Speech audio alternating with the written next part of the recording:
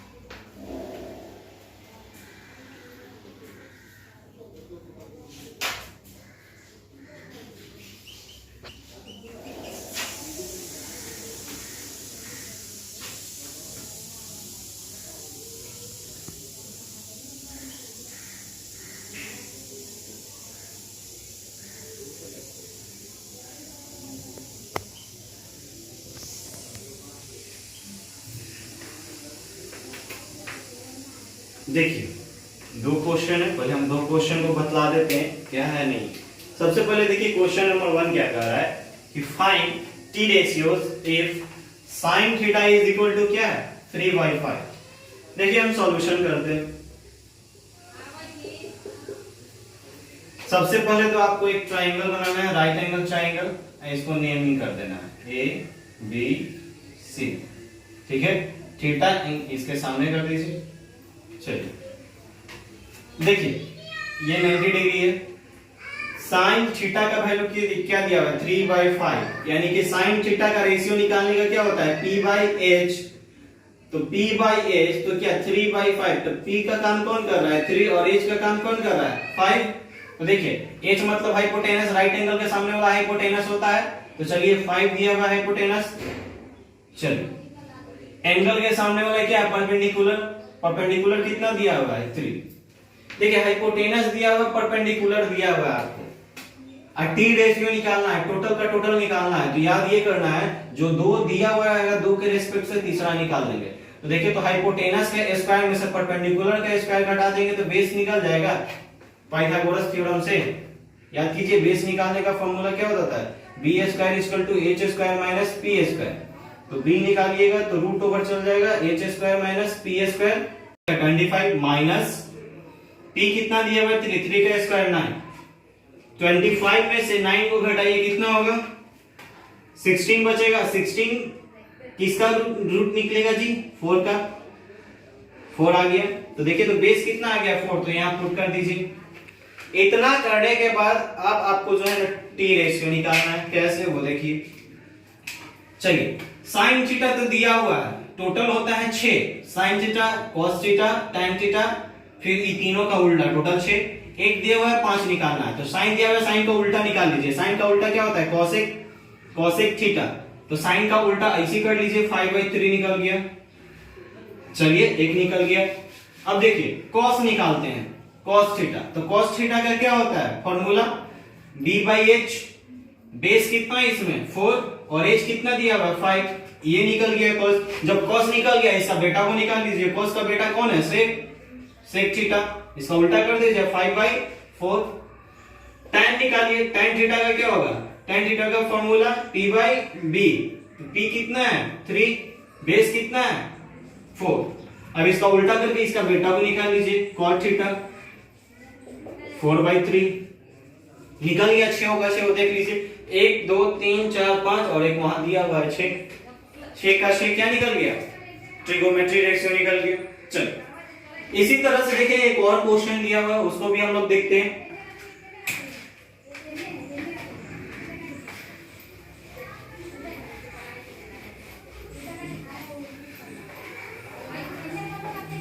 देखिए यहां कह रहा है find T ratio if 3 tan theta is equal to 4/3, sorry 4 दिया होगा।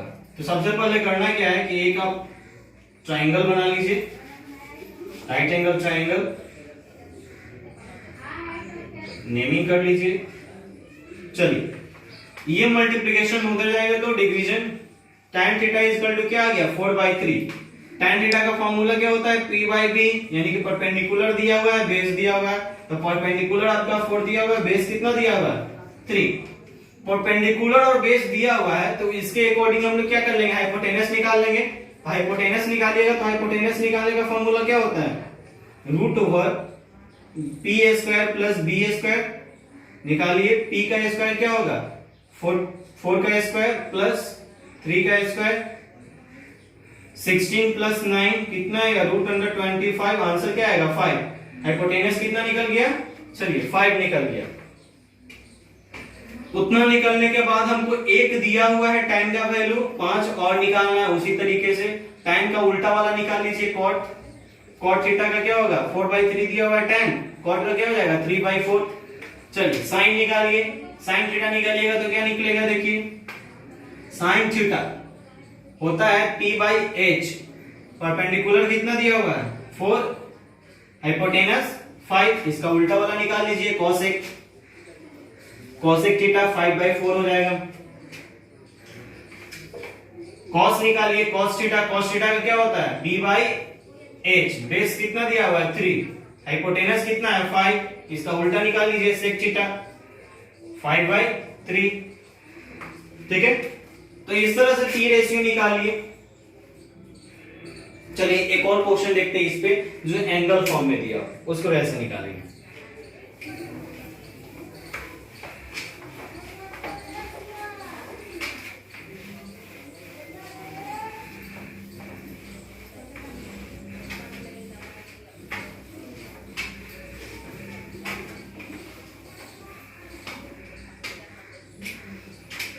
ठीक है, क्वेश्चन है find T ratios if sin A is equal to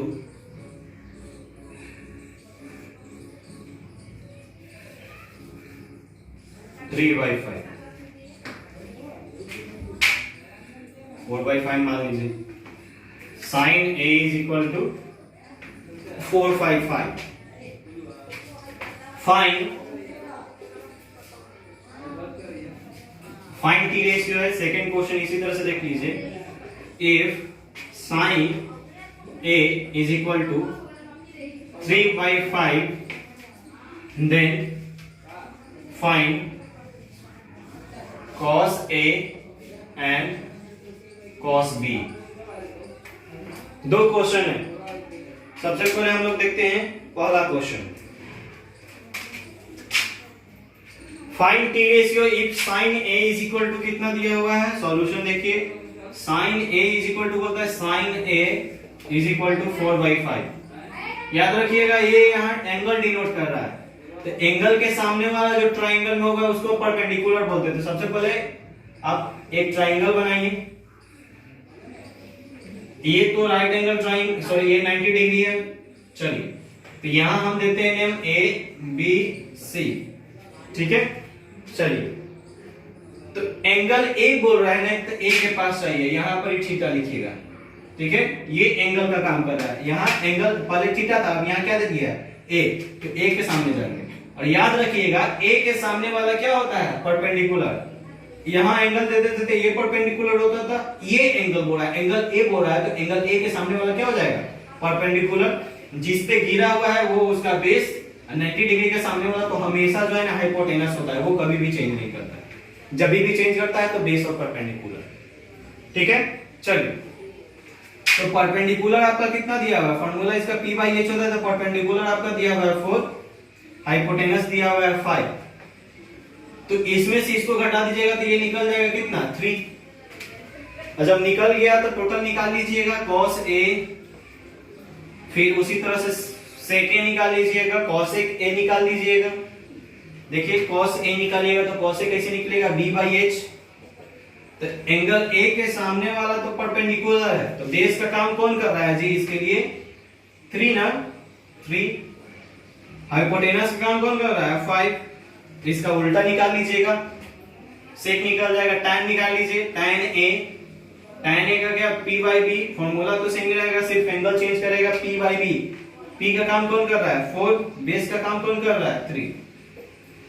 ठीक है, चलिए ये तो हो गया, सिर्फ एक ही एंगल से पूरा का निकालना है। मान लीजिए एक एंगल देगा, डिफरेंट एंगल निकालना होगा, तो क्या करेंगे, देखिए सेकंड क्वेश्चन है उसको हम समझाते हैं कैसे बनाया जाता है।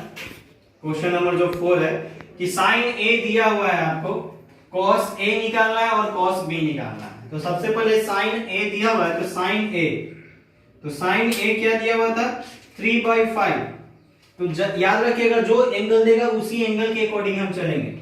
देखिए यहां चले ए, एंगल ए याद रखिएगा, एंगल के सामने वाला परपेंडिकुलर, जिस पे गिरा हुआ है बेस 90 डिग्री के सामने, तो हाइपोटेनस हमेशा रहेगा, याद रखिएगा हाइपोटेनस कभी भी नहीं चेंज करेगा, जब भी हाइपोटेनस होगा 90 डिग्री के सामने वाला। चलिए ये तो कर लिए 3/5 p बाई b। तो देखिए p कितना दिया हुआ है 3, तो 3 लिख दिए, और हाइपोटेनस कितना दिया हुआ है p बाई h होता है साइन का, तो हाइपोटेनस 5 दिया हुआ है, हाइपोटेनस 5 लिख दिए। चलिए परपेंडिकुलर हाइपोटेनस दिया हुआ था, बेस निकाल लिए हाइपोटेनस में से परपेंडिकुलर का स्क्वायर घटाकर, अब बोल रहा था cos A, एंगल A के सामने वाला चलिए, तो एंगल A के सामने चलेंगे तो परपेंडिकुलर, ये बेस या हाइपोटेनस। चलिए इसका फॉर्मूला होता है b बाई h, तो b बाई h होता है, तो बेस कितना दिया हुआ है 4, हाइपोटेनस कितना दिया हुआ है 5। अब बोल रहा है cos b, तो cos b बोल रहा है तो b के पास चलिए, और जब b के पास चलिएगा तो फिर इसका चेंज हो जाएगा। अब एंगल के सामने वाला क्या हो जाएगा परपेंडिकुलर, जिस पे गिरा हुआ है वो क्या हो जाएगा बेस, हाइपोटेनस जस का तस रहेगा। अब देखिए तो चेंज हो गया, जैसे एंगल चेंज हुआ उसका परपेंडिकुलर बेस भी चेंज हो गया। अब इसका फॉर्मूला लगाइए, क्या होगा b बाई h। बेस का काम कौन कर रहा है, एंगल b के अकॉर्डिंग, एंगल b के अकॉर्डिंग बेस का काम कौन कर रहा है 3। कोई दिक्कत, एंगल b के अकॉर्डिंग h का काम कौन कर रहा है, एंगल b हो c हो कुछ भी हो, h तो हमेशा वही रहेगा 5। आ गया आंसर।